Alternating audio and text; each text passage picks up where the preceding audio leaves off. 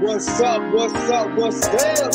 What's going on, everybody? This is your man, Dre Mack, with another episode of the Dre Mack Podcast Show.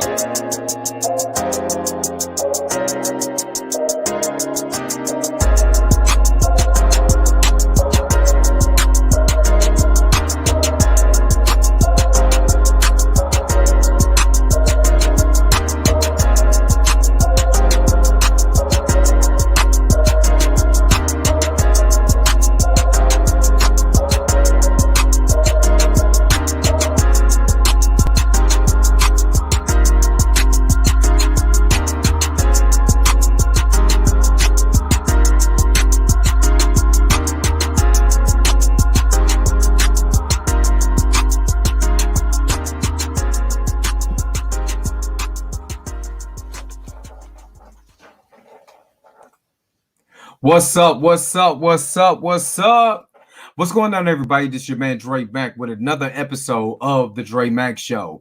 On today's podcast, I'm going to be talking about WandaVision episode 8. And you know, if it's your first time watching the actual show and everything, just make sure that you guys are checking me out on Apple Podcasts, Google Podcasts, Spotify, iHeartRadio, wherever you get your podcast at. And then also make sure, if you like watching the video version of this, subscribe to my YouTube channel. Right now, I'm live on YouTube, so all you got to do is just go onto the YouTube channel, The Dre Mack Show. Like and subscribe, hit that bell notification so you will never miss another one of my episodes or my videos. So anyway, WandaVision episode 8. I want to talk about this, man. And this is spoiler. I'm putting the spoiler out there. Spoiler alert. Because I don't want anybody talking about, hey, watch the show. You out here, you just talking about the show and this, that, and the other. I'm letting you know, spoilers ahead.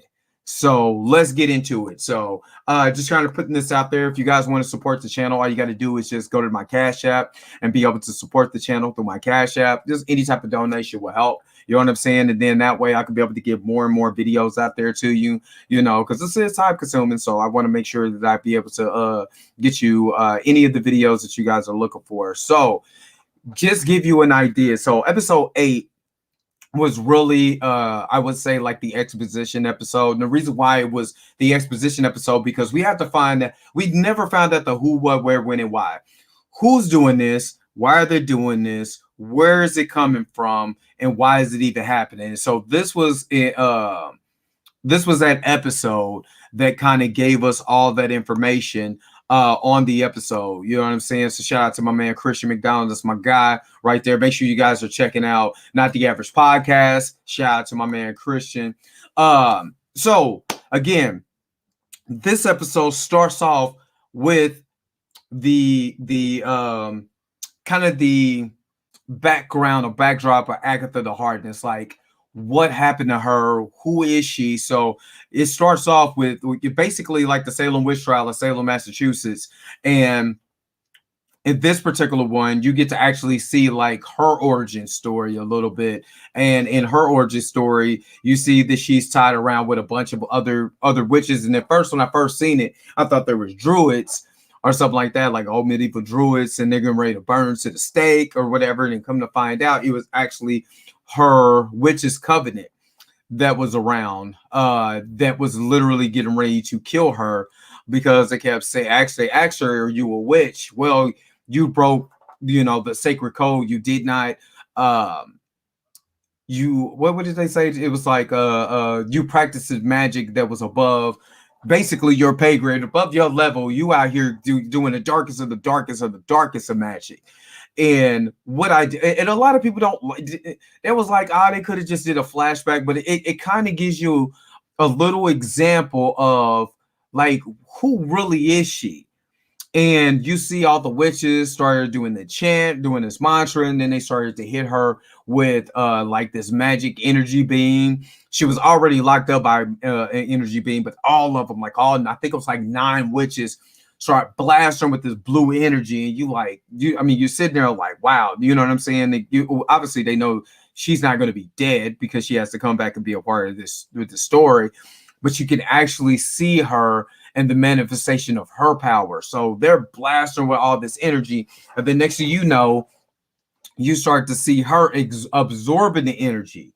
So now when you start looking at all these commercials that are coming, that was coming on, like in WandaVision, while she's going through her different time periods, it was always these commercials that always told some type of story. So they went back to the Malcolm in the Middle episode, that like the early 2000s episode, when Wanda is doing they're doing the Malcolm in the Middle, but they had to jump to a commercial where it was like this claymation commercial, and it was the snack on your magic commercials.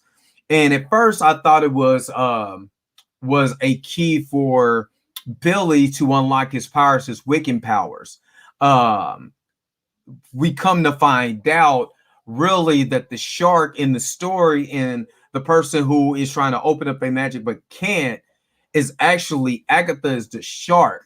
And she's like, eat on this snack on your magic. And basically that's what she did to these witches. She snacked on their magic like tremendously. You know what I'm saying? Sucked all their magic dry. You know what I'm saying? Left them down there as a corpse. And then, her mother, her mother's like, she's, telling her mother, I could be good. I could be good. And she's like, yeah, right. We about to go ahead and end this now. So she starts hitting her with a blast of energy. And then you start to see like even this crown, this tiara started to be on her head. And then she's blasting with the energy, the purple energy from Agatha starts absorbing her mother's energy. So whatever she pulled this energy from, wherever she got this from, came from a particular type of place. And we already seen the book when in episode 7, when Wanda went down to the basement and seen the dark, creepy basement. You've seen this particular book. We don't actually know still what's in this book or where that book come from, but obviously in that book it has some deeper, darker spells for her to be able to absorb magic. So Agatha absorbed her mother's magic. Bam! Now she's dead. You know what I'm saying? And then you see all this purple and black energy form around Agatha as she flies off. So we go back now to the basement. And this is kind of like what I've been digging about this show, because everything is not what it appears to be. Because Wanda is down there with Agatha and wonder why she can't use her magic down there. Now, I've watched this episode like 5 or 6 times. So she's asking Wanda, now all these questions about who are you? Like Wanda's trying to use her magic. She can't read her mind. She can't use her magic. She's like, do you know I created this tomb, this dungeon, this particular type of barrier with all these hex spells? And if you notice on one of the hex spells, it's the M, like in the House of M story, which is dope. That's a humongous kind of callback Easter egg. So she's wondering, like, to Wanda's like, who are you? And Agatha's like, wait a minute, who are you? Because you're doing all this magic. And the thing is, Wanda has been producing all this magic subconsciously. If you notice, everything that Agatha is doing is with a spell. She's doing everything with a spell. She took the we call them locusts, but I know they're not locusts, but I forgot what the name of the bug is. She turned the bug and mind control the bug, so she starts walking all over Wanda's face, and then she turns around and gets a bug, and then she transforms into a bird. You know what I'm saying? It has a fly around. Then she starts choking it, choking the bird, while she's trying to explain, like, I'm doing all this magic, doing all these spells, and I'm doing all of this, and I'm doing all of that, and you're doing this magic basically on complete autopilot. Like, how are you doing? Who are you, and why are you doing this? So, almost like in Doctor Strange, when he pulled the hair out of Thor to create the portal to find out where Odin is at, she pulls the hair out of Wanda's head, starts creating this magic spell, and throws it on the door. And this is a door back to the past. And the funny thing that Agatha said was like, we really about to watch some reruns now. See, I don't honestly think Agatha's bad in this show. Like, I know they had the Agatha, it was Agatha All Along theme song and all the stuff that she was manipulating, but I think it was to clearly find out who Wanda really is. I don't really believe that she's the bad guy. I believe she's more curious than she is like an antagonist. We all know director Hayward is the antagonist of this show, and I'm gonna get to him in a minute. But now Agatha is like, I'm curious, like, who are you? So let's go back to your past and find out who you are. So you go back in the first flashback, you go back to her as a little kid, and her dad walks in with all these DVDs with all these sitcoms. So my prediction when I first did my first video after episode 1 and 2, I said it is something that she had to have when she was a kid. It was some type of shows that she used to watch, and I made the analogy, even when I was talking to my brother Rico about this, is that we sometimes escape our tragedy in certain things, the things that have went on in our life. We tend to escape in certain things. Some people do drugs, some people do work or sex, and in this particular case, it was the sitcoms, because that was a happy moment, no matter what the tragedy was going on outside. And it was crazy because, her dad comes in, he didn't get to sell the DVDs, but hey, look, we're about to have family time. We're about to watch some sitcoms. We're about to watch I Love Lucy. Or, I think it was like I Love Lucy. It was Who's the Boss, which I kind of wish they would have did Who's the Boss. That was kind of one of my favorite shows back in the day. They did, what was it? It was Who's the Boss? I Love Lucy. Well, her show was Dick Van Dyke. So she was like, I can't find my favorite show, and he's, he said, I got it especially for her. And what's funny is if you watch Agatha is so irritated with Pietro, it's ridiculous, because he is like talking like super duper loud for the fact it's just only them there. So she was like, we're right here. Like, Jesus Christ, this kid is loud. You know what I mean? So you get to actually see the story that she told about the bomb and the killing of her parents. And they're watching TV. Everything is all good. And then bam, the explosion happens. So Wanda and Pietro are under this rubble. You get to see her. You get to see the bomb ticking. That goes back to episode 1, when you see the Stark toaster and the beeping of the time bomb. You see that there's a reaction of the two people who are pitching the product, like they were kind of like nervous about what was going to happen, and that was kind of like an algorithm of actually or foretelling of what Wanda felt when this particular bomb was just sitting there. So she starts to make this assumption, like, to kind of like, okay, this is going on, but just like a sitcom, I'm going to pretend like everything is going to be better. She reaches out her hand, and then she gets pulled out of the memory. So Agatha hits her up like, yo, so you use a probability hex spell right then and there. And she was like, no. The bomb was just a dud. No, she was like, Agatha, like, no, I see a baby witch who is using a spell that she has no idea how she did. So that was good clarification. Number one, that says that Wanda and Pietro, honestly, it's not really clear with Pietro, but it was clear that, that they didn't get their powers from the actual Mind Stone, and I'm gonna get to that in a second because that's the second one. So, just real quick shout out to my man Christian. Shout out to James Dilworth. Yes, he said, "Oh, I gotta watch this show. This sounds really good, man. If you watch WandaVision, you're gonna absolutely love it, love it." And shout out to my homegirl Jennifer. She's watching on YouTube. What's happening? What's up? Yes, especially if you're into Marvel movies, James, you're gonna absolutely love this show.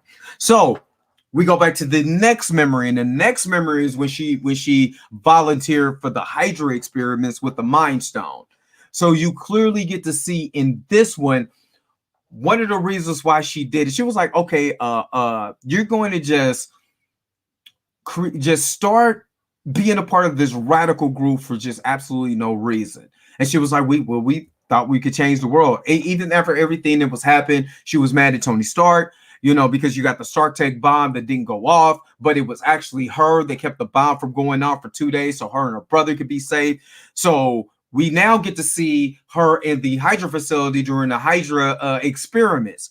And they're explaining like, man, every test subject has failed, which we knew about that at the post-credit scene of Captain America. I think it was Captain America Winter Soldier. So on this one, yes, Darren, I'm ready for the last episode too, man. This is just, it's been so good.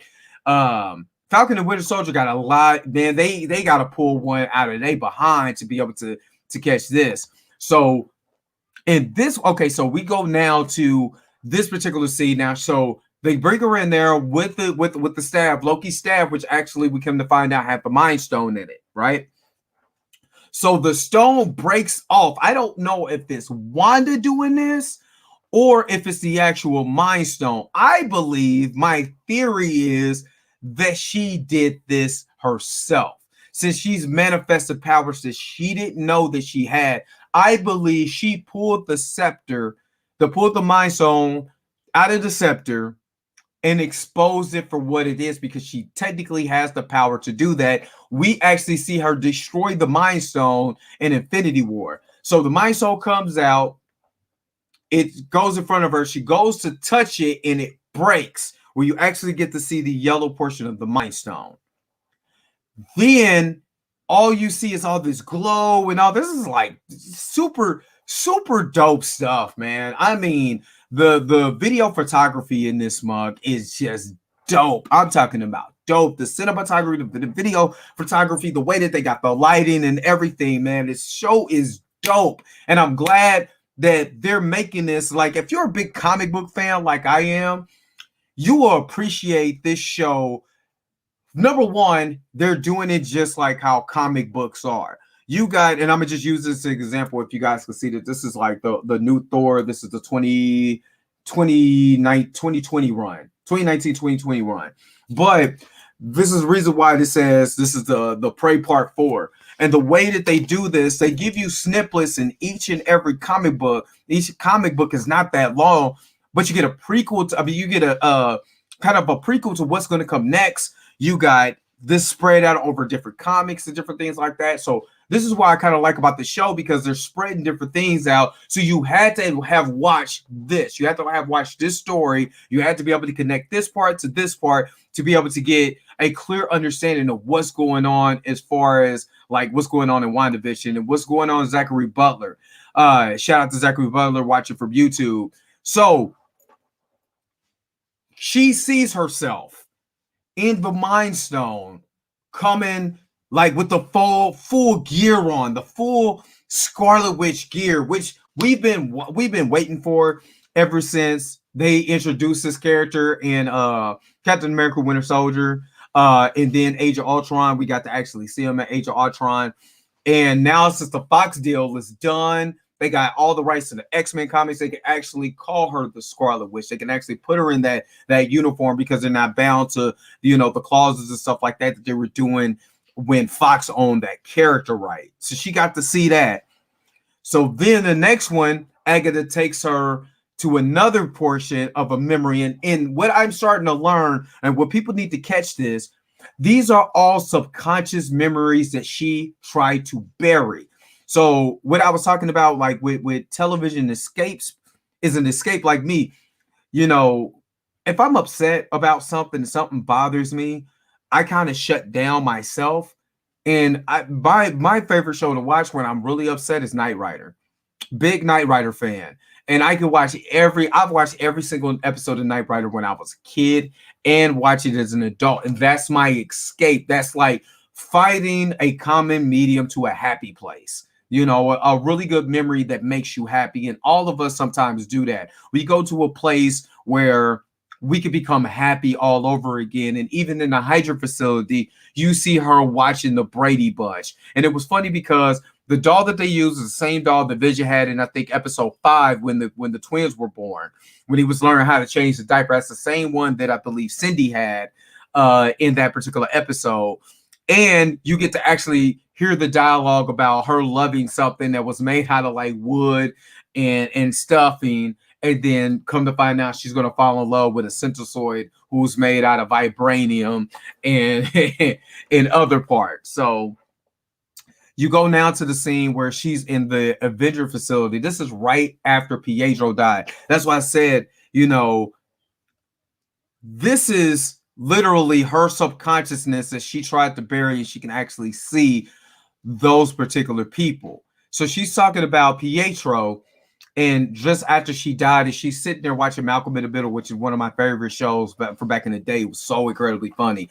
So she's watching Malcolm in the Middle, and that's when she started she literally like felt vision on the other side of the wall, and she called for him. He comes to the wall, which is a callback to I want to say Captain America Civil War, where he just kind of like just busts through the door or whatever, he phases through the door. It's just like, Vision, we talked about this, you creeper. You know what I mean? But so he comes through, and she sits down and has a conversation with him.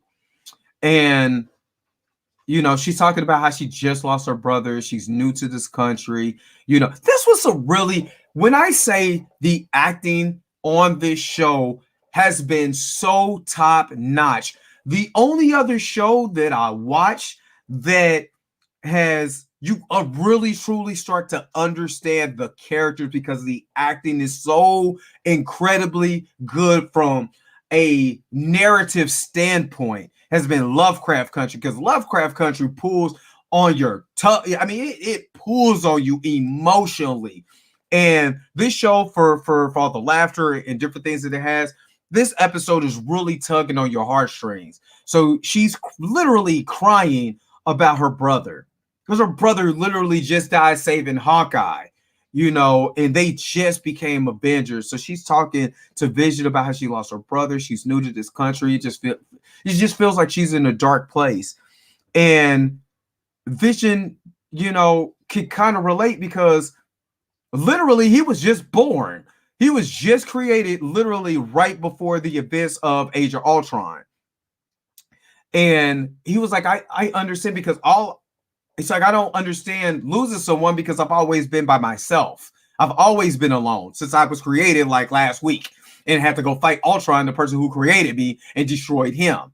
So I don't know anything else but what I know. He was like, but he said, you know, what is love?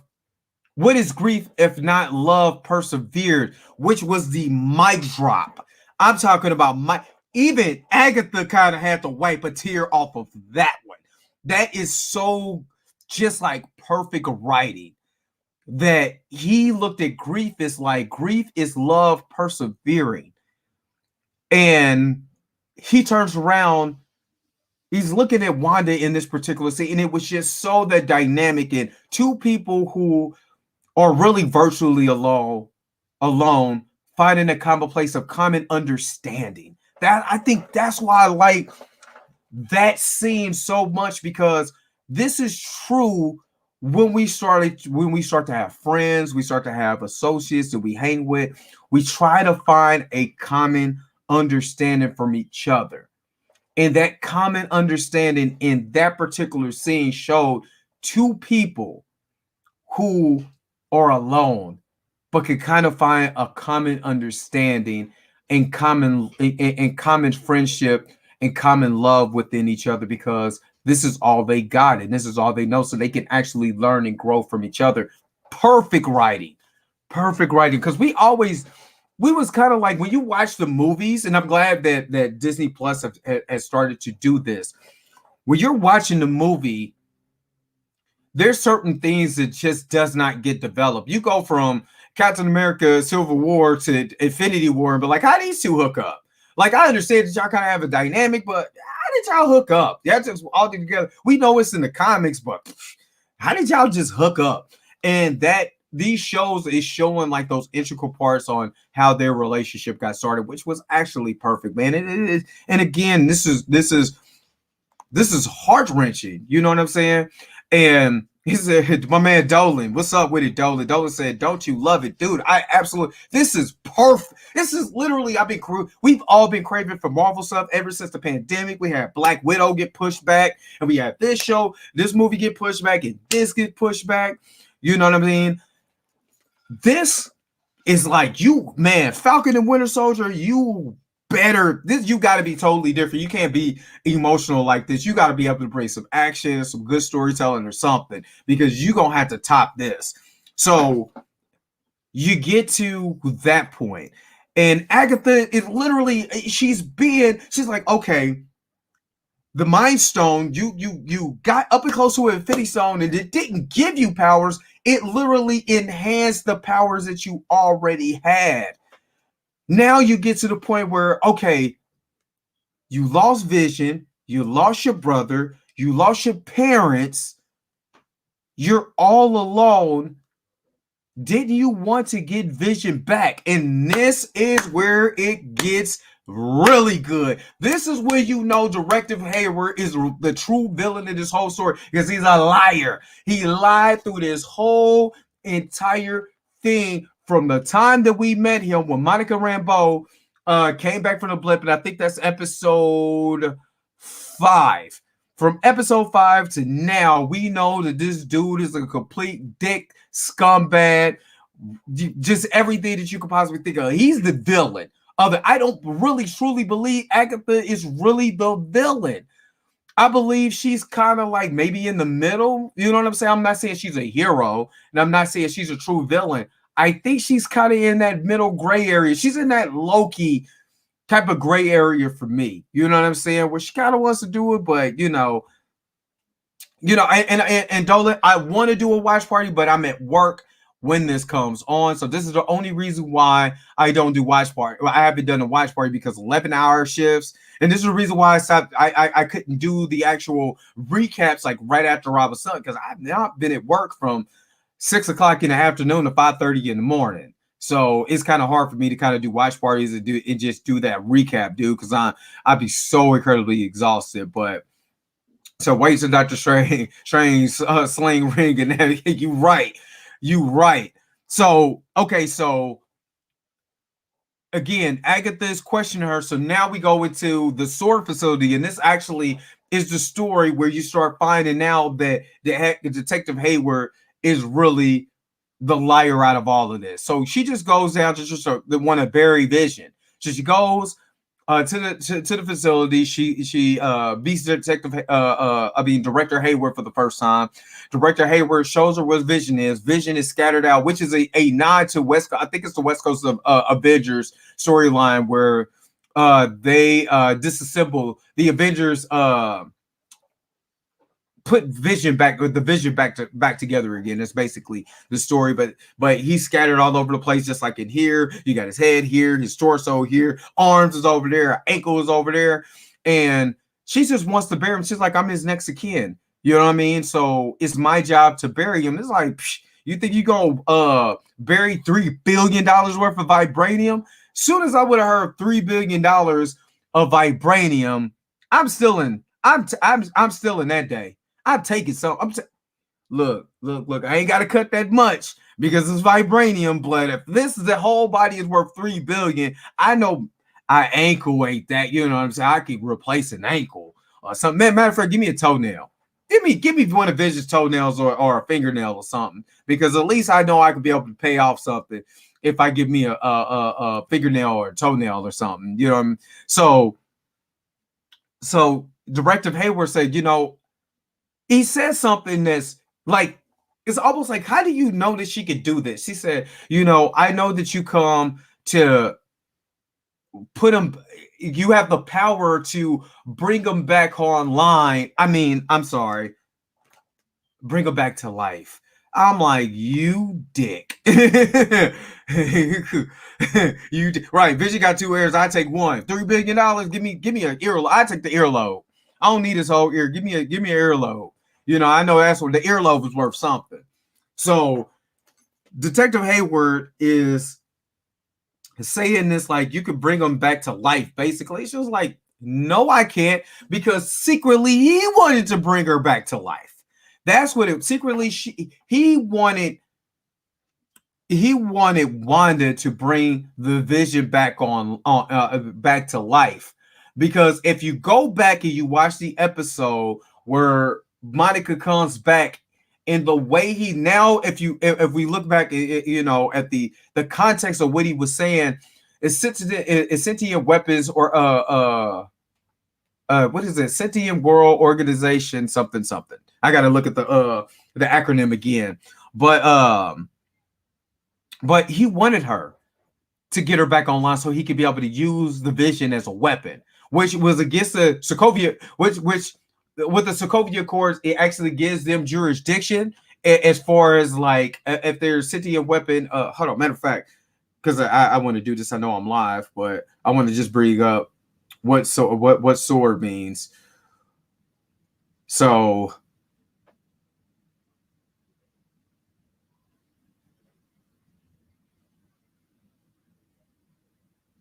give me a second. All right, it's okay. So in the MC, well, in the MCU is Sentient World Observation and Response Department. So the Sentient World Observation. So they basically again changed the acronym. Well, no, it's Sentient World Observation and Response Department. That's what it. So so basically they're trying to say that this could be a threat to the Sentient weapons, could be a threat because he loved he hated superpower people so bad he turned around and got one of the Avengers and created a weapon for himself.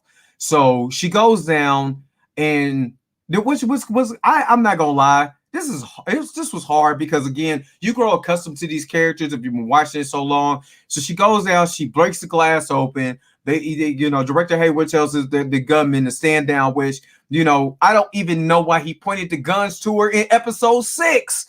Because you know what she could do, but he did it anyway.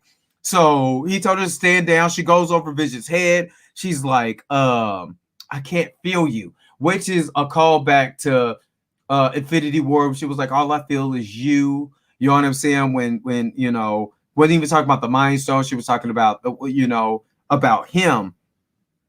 So she leaves. So number one, she didn't steal the Vision's body. So now we're wondering, of course it's going to get there, who is the Vision and the hex that she created? So she drives off in a brand new Buick, Scarlet Red Buick. I like that touch. Goes into Westview, and I kind of like this because remember, we're post blip and everybody's just been blipped back. And it's almost like when Scott Lang came out of the quantum realm in that 5-year gap, and he said how raggedy his house was and that neighborhood was. So when he goes to Westview looks like crap. No telling how many people in that town was blipped and they got blipped back or whatever. That town is ran down. So they go in and she's looking at this paper. And she's driving around, and you start to see some of the characters and stuff like that that's been used throughout the show. And she goes to the house, and the house is a vacant lot. And she pulls the paper out, and it's a deed to the house. And Vision bought this land, and it has a heart on it to say to grow old in. And you see, it's for the Vision of Wanda Maximoff. And and Wanda loses it. And you feel so bad for her because she lost everything. And knowing that after all of this was said and done, all he wanted to do, he couldn't grow old because he's a synthesoid being, but he could at least see her grow old. And he wasn't able to do that because she had to destroy the Mind Stone for only Thanos to come through, rewind time, and snatch that mug up out his head himself and watch Wanda, like, watch it. Wanda had to still watch her man die twice. It wasn't nothing he could do. He pimp slapped the crap out of her and slapped her over to the next corner of the screen.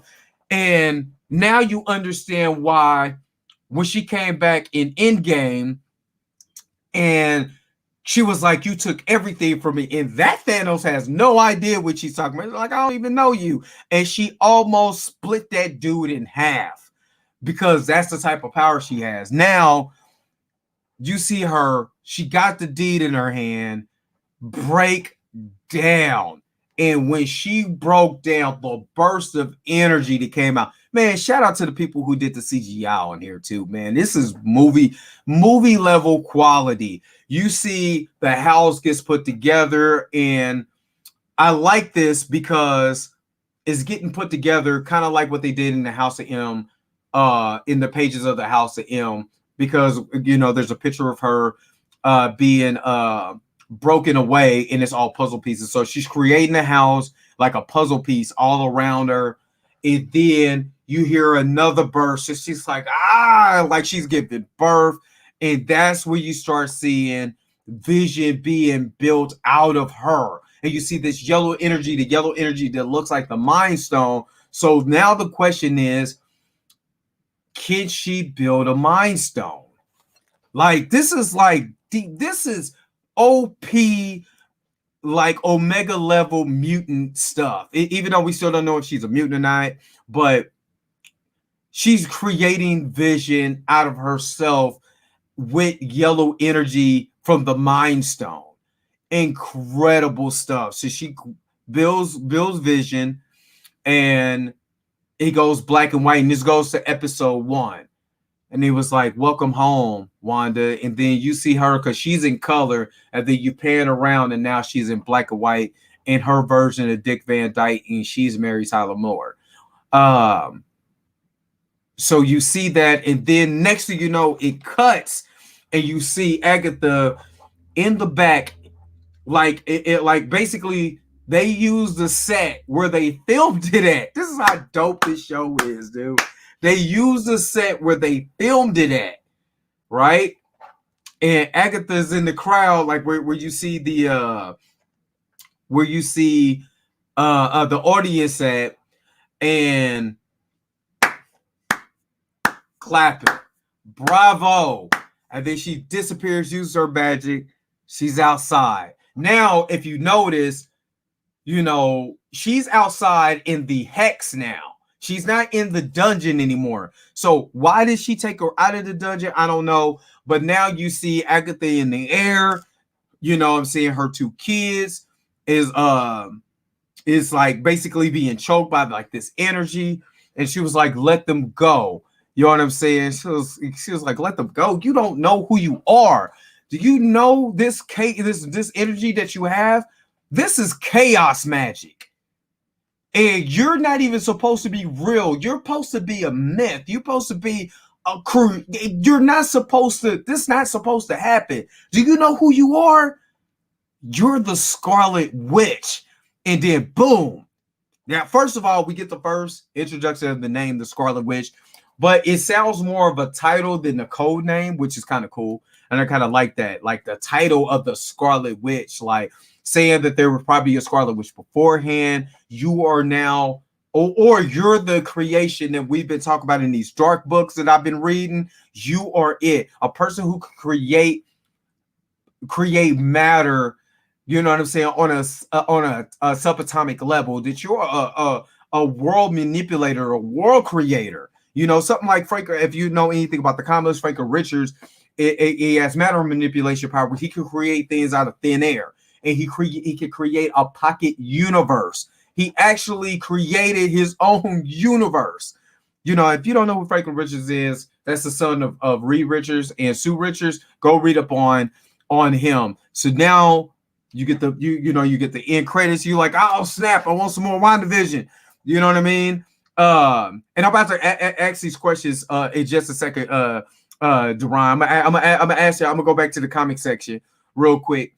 So you get to the end credit scene now, and this is where you see Director Hayward like, is it ready to go? We're ready to launch. It was like, yes, sir. So you see the Stark drone with all of the energy on it, and this is to kind of answer your question, Duran. That energy was still on the drone when Wanda pulled it out and threw it at Director Hayward, and this before she put the Chaos Hex barrier around it, right?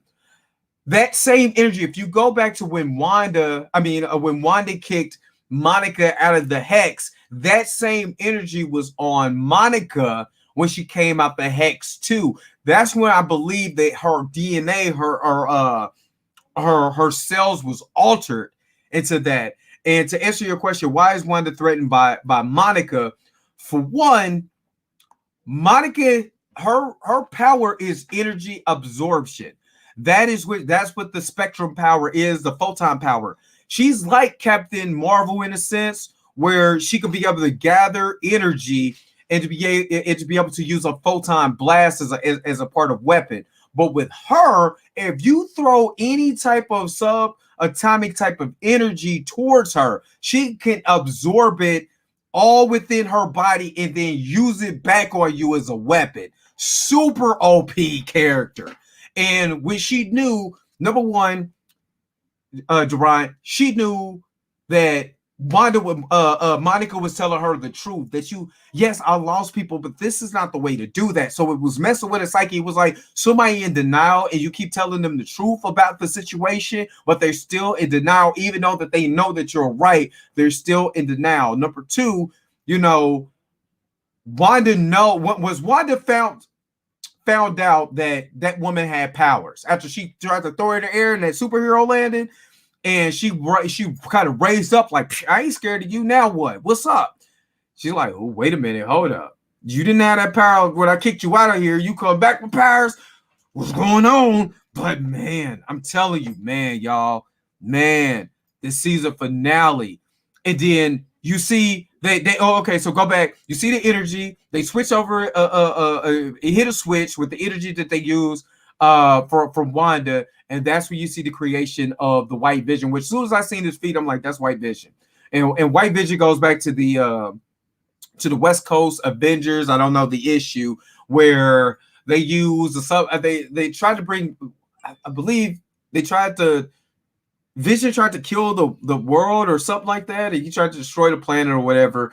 And they end up I think they just created a new one, and they used the same brainwaves as Wonder Man to try to bring him back online or something like that. They created up a white soulless Vision. Basically, that's all the Vision is. He's Vision, but he's soulless. He's just robot. You know what I'm saying? He's just a robot with no conscience, no nothing. So that's that. So I believe next week in Friday's episode, I believe we're going to see Vision versus Vision. So when Paul Bettany was talking about, man, this is special cameos, this guy I've been wanting to work with my whole entire life, and I've always said maybe it's Ian McKellar, you know what I'm saying? Maybe it's Patrick Stewart, maybe it's Michael Fassbender, you know what I'm saying? Maybe it's somebody else that we're not even thinking about, it could be himself. It literally could be the Vision versus the Vision fight.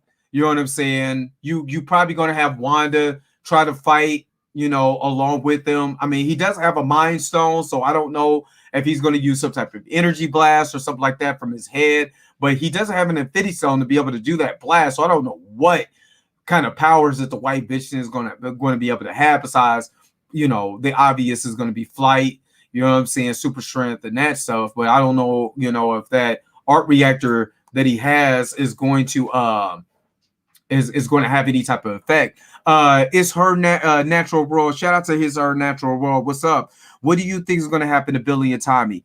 That's a good question. I honestly think that Doctor Strange is going to come through and mind wipe the Scarlet Witch and break down that hex.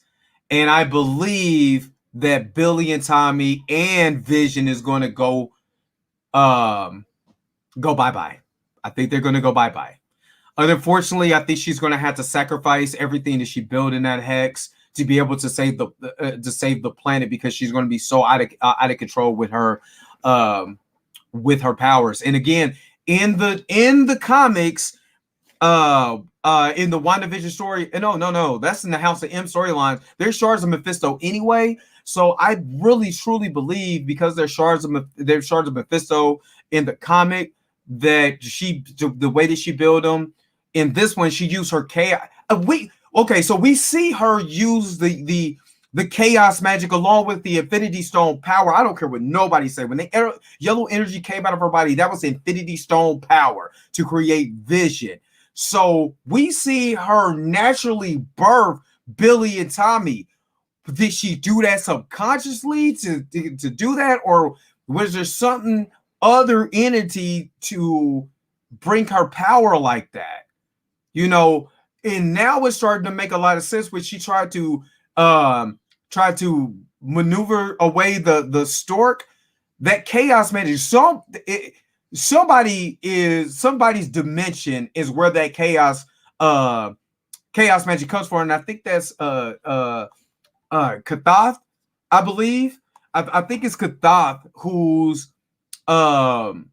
actually has that that runs that dimension of the chaos dimension. So if she's subconsciously pulling power for him, that might be a reflection of him and probably shards of him instead of shards of Mephisto. So you could see a dynamic where, if you do not break this down and stop using this particular magic on this level, and we're going to have to teach you how to be able to control this, I'm going to have to wipe everything from here. So that could happen. Now, they can always come back, kind of like in a storyline in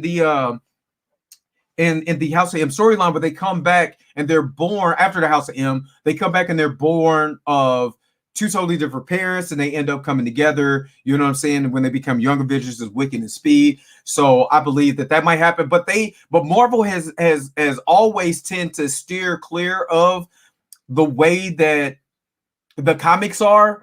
So no telling. I think that's the beauty of this show, because we're thinking one thing and it's a totally different thing. It was like, okay, so Dolan put the multiverse of madness. The doctor is coming to train her. I believe he's coming to take her. Or what I would like to see is Professor X come get her.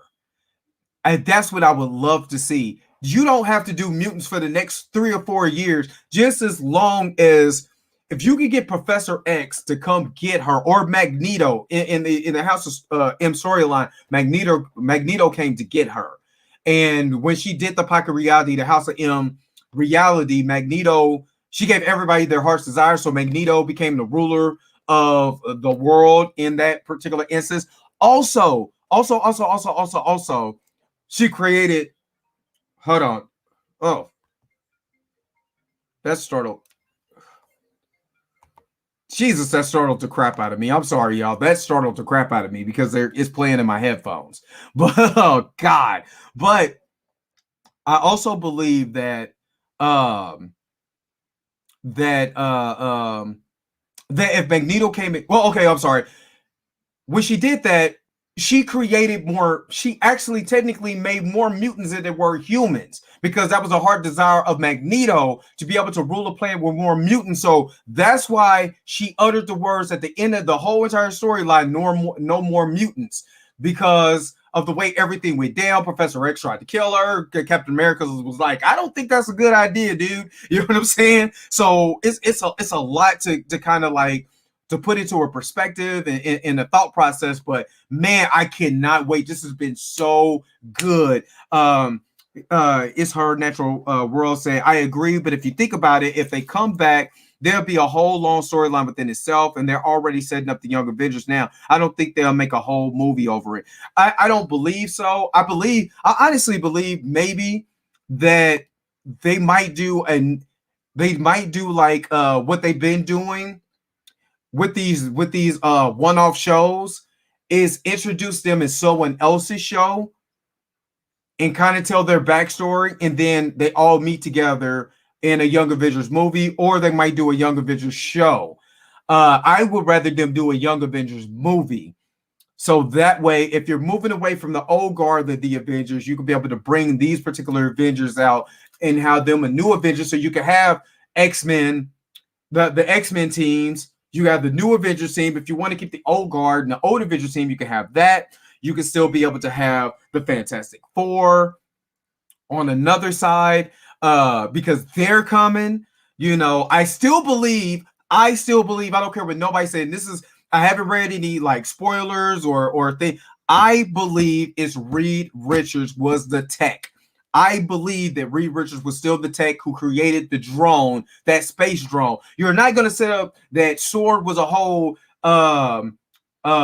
space and world observation and response division, and have people going out into space, get blipped, come back, and be like, I don't want to be a astronaut no more, and don't introduce the 4 people who went out into space, got cosmic radiation, came back with powers. You're not going to do that to me. You're going to set up the Fantastic Four, and it's going to be set up right then and there, even if they don't announce, because I wouldn't announce who the Fantastic Four is. I will announce them in a show that will blow people's absolute mind. If you show Professor X, let me just say hypothetically, you bring Doctor Strange in. Doctor Strange starts opening up a portal to the multiverse because the Ancient One showed him how to be able to do that in the Doctor Strange movie.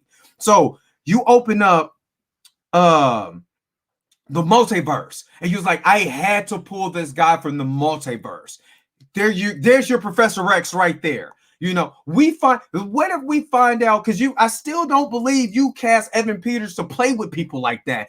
The Evan Peters from the Fox, the Fox universe, who was Pietro Maximoff and Quicksilver in the Fox universe. I don't believe you do that, and that is just nobody, right? It's just nobody. So, and that's a good theory too, Dolan, that was a Skrull team, and it could be her Skrull friend who was Talos's daughter. I can't think of her name offhand, but it could have been Talos's daughter that could have created it also. And I'm not mad at that, because you got Secret Invasion is getting ready to come out with Samuel Jackson. So you got that getting ready to come up that you can set that up for. But I truly believe if you're going to announce a Fantastic Four is coming, and they did that for phase during what was it, the D12 announcement or the Marvel panel announcement, you got Fantastic Four coming. Why not announce? Why not set up? You don't even, if it's John Krasinski and he really wanted to be like, yes, this is almost like Rosario Dawson, when Rosario Dawson was fan cast first as Ahsoka, and then was it Ahsoka? Yeah, and then she ended up being Ahsoka in Star Wars. Why not do the same thing with John Krasinski? He's already met with Marvel. That was done a year ago. The same time that Ryan Reynolds met with Marvel, right? To talk about Deadpool in the future of Deadpool and Deadpool 3 and all this other stuff, and what Deadpool is going to be like going forward in Marvel. So you met with John Krasinski. You think he was almost Captain America. You know what I mean? So you don't think that you don't pull him out the hat and say, you could just have him turn around like they teased Thanos. You know what I mean? You can have him on the phone. Yes, I appreciate, Monica, everything you do. And if you need me, I'm here for you. And then you turn around, have his back turned, and you turn around, you see that lights silver on the side. It's John Krasinski as Mr. Fantastic. I'm going to geek out. I'm going to lose my mind if I see that, because this is what I wanted to see this whole entire time. So no matter how you do it, however they splice it, they have to set up. You don't have to set up a big bad for me.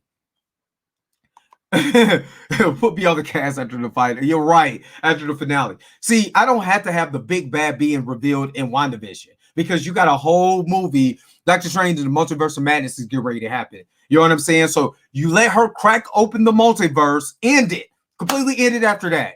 Because Spider-Man Far From Home is 8 months after that. And you can have Doctor Strange in between that and Spider-Man Far From Home, because you don't need Spider-Man for this. But obviously, the end of Doctor Strange Multiverse of Madness is going to kick off something for Spider-Man No Way Home, which is the new title of the series now. So you got so many things that you could be able to do right now. You got so many storylines or whatever. Just give me a teaser that's going to get me ready for these other shows, and I'm good now.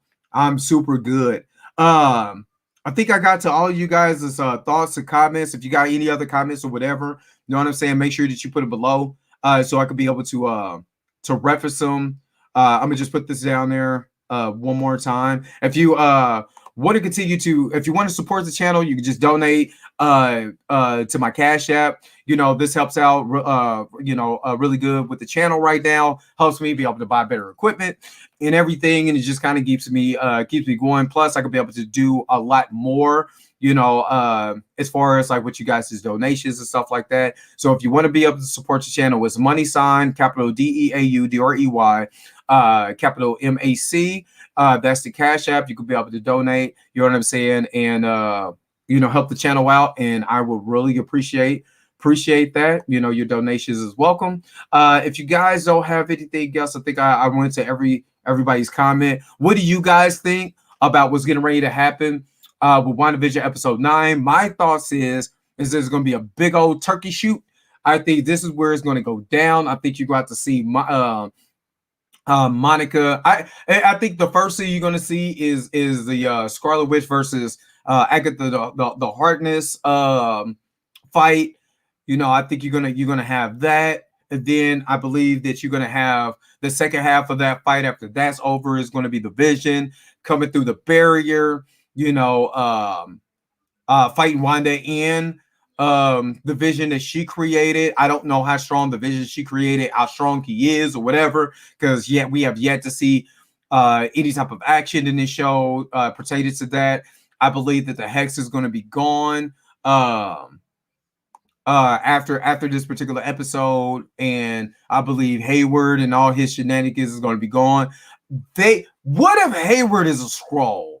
Because they're skill. If you watch Captain Marvel, I kept telling people Captain Marvel is not bad at all. Captain Marvel is a really, really, really, really, really good show. It was a really good movie if you know the context of what they were trying to do. And there is a Skrull that is missing, that has been missing since Captain Marvel. There was Talos. There was Talos. There was the engineer that was with him who got away. There was one. And he was end up killed. Then you had a Skrull that was how can I say this? There was a Skrull that died. There was Coulson. That was that Skrull, and there was a Skrull that went missing that nobody seen since then. What if it is revealed that Director Hayward has been a Skrull this whole entire time? I'm telling you, I believe that he could be a Skrull. I believe he could be a Skrull. And this is why he hates superpower individuals so bad. Because the last superpower individual that he faced was Captain Marvel. And that's, remember, the Skrull that I'm talking about is the one who was the old lady on the train scene. Did she end up changing to somebody else, or did she end up getting away? So what if Director Hayward is that Skrull that got a y'all, man, and then you can still introduce, you know what I'm saying, the Fantastic Four and all the, y'all, this is getting good, y'all. This is getting good. So make sure you guys check back with me on next week. Let me see if I can. I don't really like doing spoiler reviews like right on Fridays, because I get off of work and I could really do like a 30-minute show right afterwards, but I don't want to do a spoiler review right on that day, and I know I have a 12-hour scheduled day on Saturday, so I'm probably going to come back to you guys on Sunday and talk more about the episode. Sunday or Monday. I think I might do it just Sunday. I might do it Sunday once I'm good and rested and stuff like that after a long day. But we're gonna come back and we're gonna talk about this. We're gonna talk about the season finale. I'm also going to do episode breakdowns of Falcon and the Winter Soldier also. So make sure that you stay tuned in to this channel, to the YouTube channel, and say in. I love doing this. Come check in with me. You know what I'm saying? Continue to comment and stuff like that, so I can be able to read you guys' comments, come with your questions and all that. I thank you guys for hanging out with me. We got more stuff coming soon, and I'm out, y'all. Peace and shalom to everyone.